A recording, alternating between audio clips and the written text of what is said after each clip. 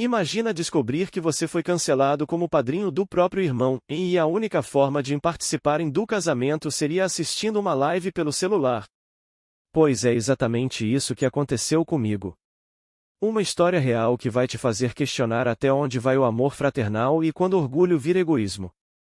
Prepare-se porque essa história vai mexer com você. Mas antes de começar essa história que mudou completamente minha relação familiar, me conta aí nos comentários de que cidade você está assistindo. E se essa história já te fisgou, aperta esse inscrever-se e vem comigo nessa jornada. Era uma quinta-feira chuvosa de março quando Gabriel me ligou. Eu estava voltando do trabalho, cansado depois de mais um dia difícil no escritório, quando o telefone tocou. Irmão, preciso te fazer uma pergunta importante. Sua voz soava diferente, mais séria que o usual. Gabriel sempre foi o irmão mais centrado, 3 anos mais velho que eu, sempre planejando cada passo da vida com precisão militar. Claro, fala, respondi, enquanto subia as escadas do meu prédio. Você quer ser meu padrinho? A pergunta me pegou completamente desprevenido. Parei no meio da escada, sentindo meu coração acelerar. Éramos próximos, sim, mas Gabriel sempre foi reservado com questões emocionais. Sua noiva, Marina, era uma pessoa maravilhosa que eu havia aprendido a admirar nos 2 anos que estavam juntos. É sério? Claro que sim, e minha resposta saiu automática, carregada de emoção genuína.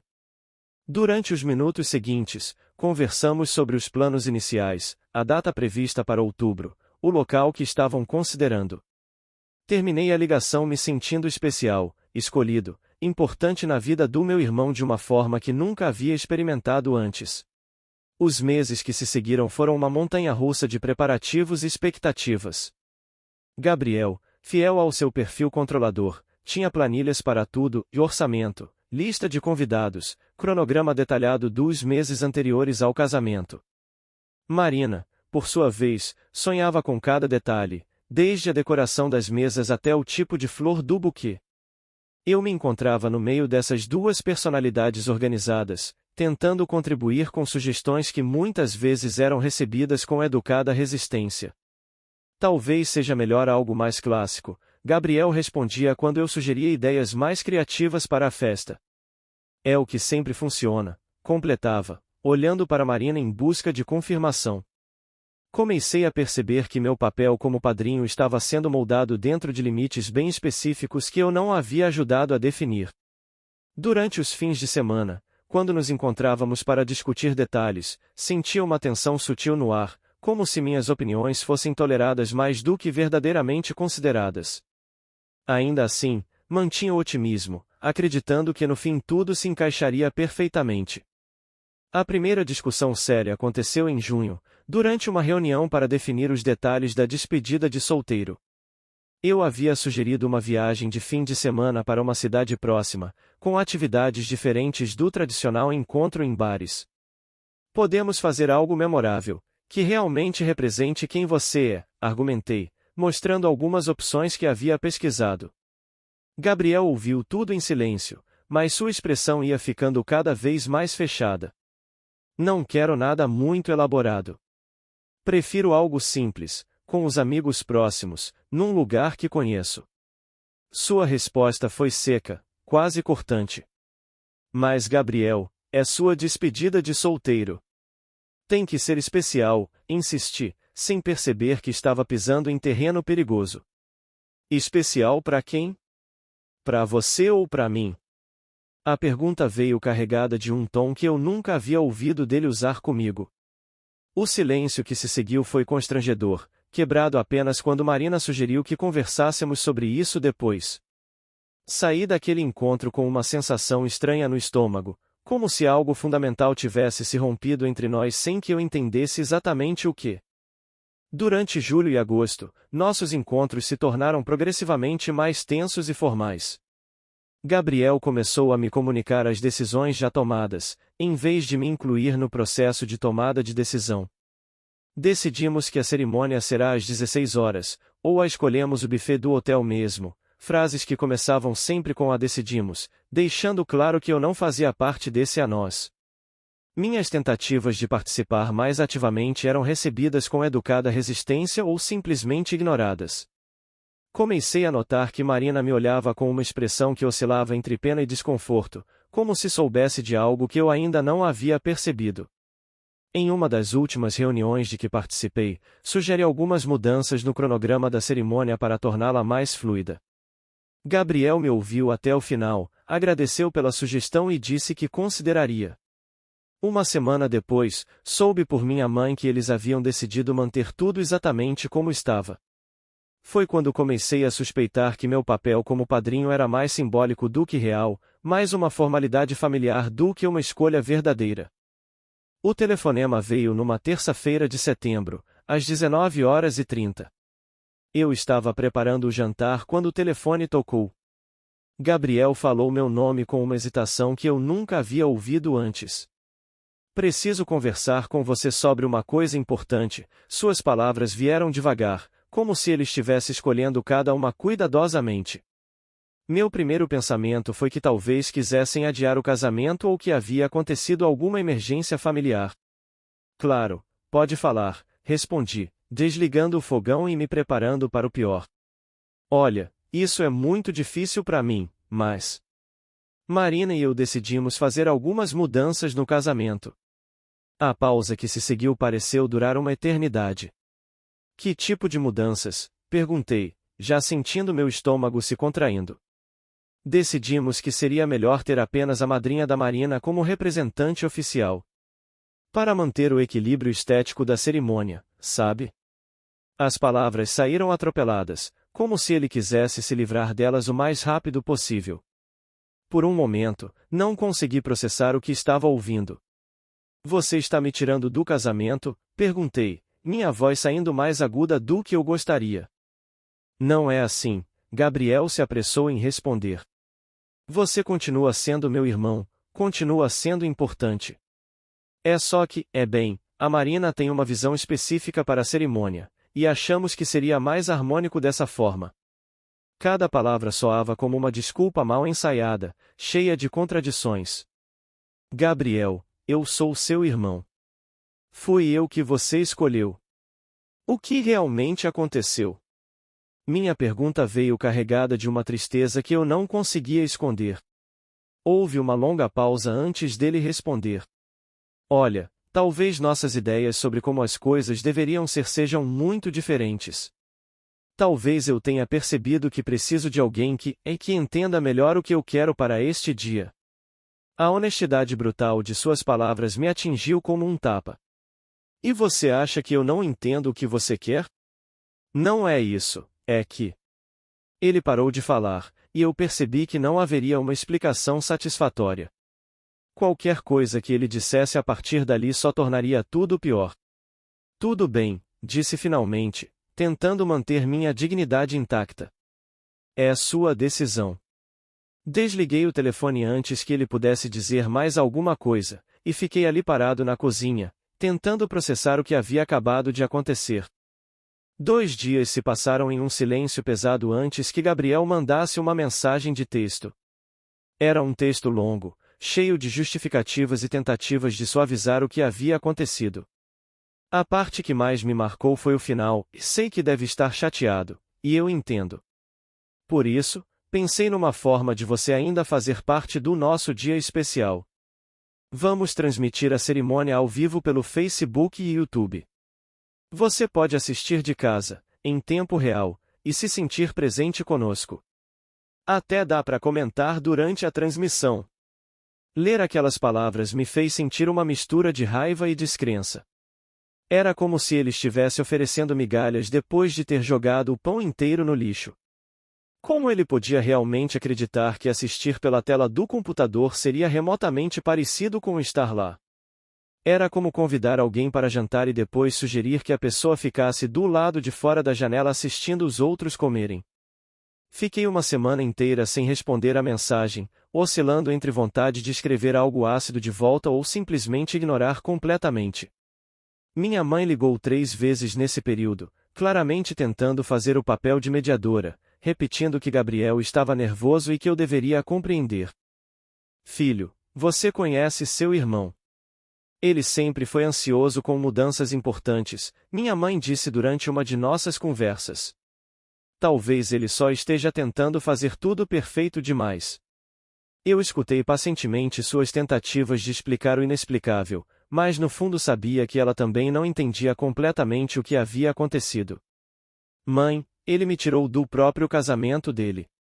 Como isso pode ser sobre perfeccionismo? Minha pergunta a deixou sem resposta por um momento. Olha, eu não concordo com a forma como ele lidou com isso, ela admitiu finalmente. Mas ele é seu irmão, e vai continuar sendo depois que toda essa confusão passar. Talvez seja melhor não complicar ainda mais as coisas. A conversa com minha mãe me fez perceber algo importante: todos nós estávamos navegando em território desconhecido. Não havia um manual de instruções para lidar com esse tipo de situação familiar. Por fim, decidi responder à mensagem de Gabriel com um simples ok, vou assistir. Não era perdão, não era compreensão, era apenas uma tentativa de manter algum tipo de relacionamento com meu irmão, mesmo que machucado. As semanas que antecederam o casamento foram estranhas e dolorosas. Eu me encontrava numa posição bizarra, queria celebrar a felicidade do meu irmão, mas me sentia profundamente ferido e excluído do momento mais importante da vida dele. Comprei um presente caro, uma cafeteira italiana que ele havia mencionado querer meses atrás, quando ainda éramos cúmplices nos preparativos. Guardei a caixa na gaveta do quarto, sem saber se seria apropriado entregar ou quando seria o momento certo para isso. Durante esse período, evitei perguntar sobre os preparativos finais, resistindo à curiosidade natural sobre como tudo estava se desenvolvendo. Quando Gabriel me mandou o link da live, junto com um horário específico, a transmissão começa às 15h45, 15 minutos antes da cerimônia, marquei na minha agenda como se fosse um compromisso médico inevitável. Comprei uma garrafa de vinho boa para acompanhar minha participação no casamento, uma forma meio sarcástica de lidar com a situação absurda em que me encontrava. O sábado do casamento amanheceu nublado e frio, combinando perfeitamente com meu estado de espírito. Acordei mais cedo que o usual e fiquei deitado na cama por quase uma hora, tentando decidir se realmente assistiria à transmissão ou se simplesmente fingiria que havia esquecido. Por volta das 10 horas, tomei a decisão de que assistiria sim, não pelo Gabriel, mas por mim mesmo. Precisava ter um fechamento, mesmo que fosse através de uma tela. Passei a manhã arrumando o apartamento, preparando um café especial e organizando meu posto de observação na mesa da cozinha, de frente para uma janela que dava vista para a cidade.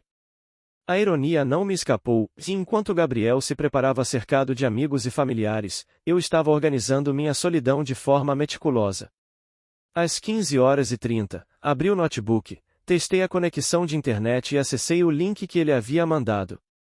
A página ainda mostrava uma tela preta com a mensagem: a transmissão começará em breve, mas eu podia ver que já havia outras pessoas online, aguardando. O contador mostrava 23 espectadores.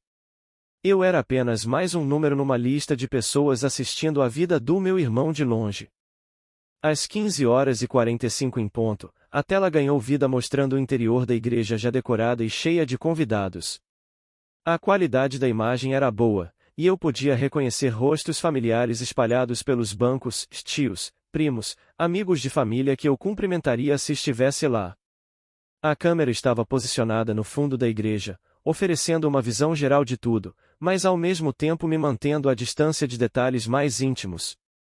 O organista começou a tocar peças clássicas de aquecimento, e eu pude ouvir o murmúrio baixo das conversas dos convidados. Uma parte de mim tentou imaginar onde eu estaria sentado se tudo tivesse acontecido de forma diferente, provavelmente na primeira fileira, nervoso e orgulhoso ao mesmo tempo. O chat da live estava ativo, com comentários de parentes distantes e amigos que, como eu, não puderam estar presentes fisicamente. Que linda decoração, mal posso esperar para ver a Marina. Mensagens que flutuavam na lateral da tela como lembretes constantes de que eu não era o único assistindo à distância, mas talvez fosse o único que deveria estar lá. Quando Gabriel apareceu na tela, caminhando pelo corredor central da igreja, meu coração disparou de uma forma inesperada. Ele estava impecável no seu smoking azul marinho, exatamente como havia planejado, os cabelos penteados para trás, um sorriso nervoso mas genuíno no rosto. Por um momento, esqueci toda a mágoa e me senti simplesmente orgulhoso do meu irmão. Ele parecia feliz, verdadeiramente feliz, de uma forma que eu não o via há muito tempo. Caminhou sozinho até o altar, cumprimentou o padre com um aperto de mão firme, e se posicionou exatamente onde ensaiamos que eu ficaria ao lado dele. A câmera fez um close no seu rosto, e eu pude ver que ele estava emocionado, com os olhos brilhando de alegria e ansiedade. Naquele momento, uma parte de mim desejou poder estar lá, não pelo papel que eu havia perdido, mas simplesmente para compartilhar aquela alegria com ele. O organista intensificou a música, sinalizando que a noiva estava prestes a entrar, e Gabriel se virou em direção à porta da igreja. Mesmo através da tela, eu podia sentir a expectativa dele, a forma como seus ombros se tensionaram ligeiramente, o jeito como ele ajustou a gravata pela última vez. Marina entrou radiante, acompanhada pelo pai, e mesmo através da transmissão eu pude entender por que Gabriel havia se apaixonado por ela. O vestido era exatamente como ela havia descrito meses atrás, simples mas elegante, e ela carregava um buquê de rosas brancas que contrastavam lindamente com seu cabelo escuro. A igreja ficou em silêncio total enquanto ela caminhava em direção ao altar, e a câmera alternou entre enquadramentos dela e de Gabriel, que não conseguia disfarçar a emoção. Quando ela chegou ao altar e o padre começou a cerimônia, eu me encontrei genuinamente envolvido no momento, esquecendo temporariamente minha posição de espectador excluído.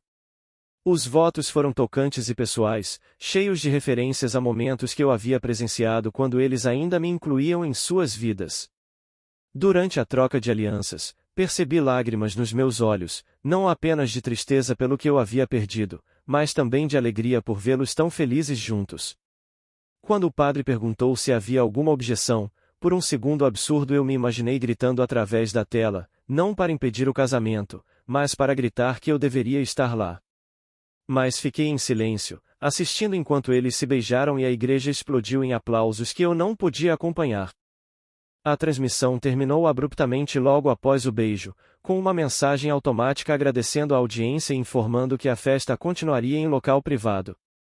Fiquei encarando a tela preta por longos minutos, ouvindo apenas o zumbido do computador e o ruído distante do trânsito lá fora. A casa estava silenciosa demais, um contraste gritante com a celebração que provavelmente já havia começado no salão do hotel. Levantei, servi uma taça do vinho que havia comprado para a ocasião, e brinquei sozinho, já aos noivos, disse em voz alta para o apartamento vazio. O sabor estava bom, mas havia algo amargo no final, como se o próprio vinho estivesse contaminado pela situação. Peguei o presente da gaveta e o coloquei sobre a mesa da cozinha, ao lado do notebook ainda aberto. Talvez entregasse depois, quando as coisas se acalmassem entre nós, quando conseguíssemos conversar sobre o que realmente havia acontecido. Ou talvez não entregasse nunca, guardando-o como lembrança de um relacionamento que havia se modificado de forma irreversível.